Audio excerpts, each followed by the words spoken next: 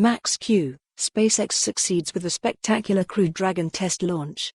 Max Q is a new weekly newsletter all about space.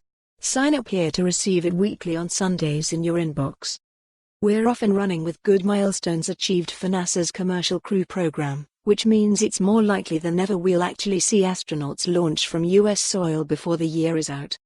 If that's not enough to get you pumped about the space sector in 2020, we also have a great overview of 2019 in space tech investment, and a look forward at what's happening next year from Space Angel's Chad Anderson. Plus, we announced our own dedicated space event, which is happening this June. SpaceX successfully tests Crew Dragon safety system. SpaceX launched its Crew Dragon commercial astronaut spacecraft on Sunday. No one was on board, but the test was crucial because it included firing off the in-flight abort (IFA) safety system that will protect actual astronauts should anything go wrong with future real missions. The SpaceX in-flight abort test included this planned fireball, as the Falcon 9 rocket it launched upon broke up.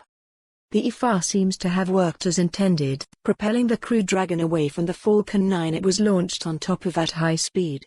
In an actual emergency, this would ensure that the astronauts aboard were transported to a safe distance, and then returned to Earth at a safe speed using the onboard parachutes, which seem to have deployed exactly as planned. Elon Musk details Starship operational plans. SpaceX CEO Elon Musk is looking a bit further ahead, in the meantime, to when his company's Starship spacecraft is fully operational and making regular trips to Mars. Musk said he wants to be launching Starships as much as thrice daily, with the goal of moving megatons of cargo and up to 1 million people to Mars at full target operating pace. Spin Launch raises $35 million more for Catapult launcher. Secretive space launch startup Spin Launch is adding to its operating capital with a new $35 million investment, a round led by Airbus Ventures, GV and more.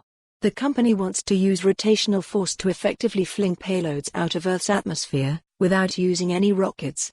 Sounds insane, but I've heard from people much smarter than me that the company, and the core concept, is sound. What 2020 holds for space startup investment? I spoke to Space Angel's CEO Chad Anderson about his company's quarterly tracking of private investment in the space technology sector, which they've been doing since 2017. They're uniquely well positioned to combine data from both public sources and the companies they speak to, and perform due diligence on, so there's no better place to look for insight on where we've been, and an educated perspective on where we're going. TechCrunch subscription required. Rocket Lab is expanding its LA presence. For more on this story, visit the news article link.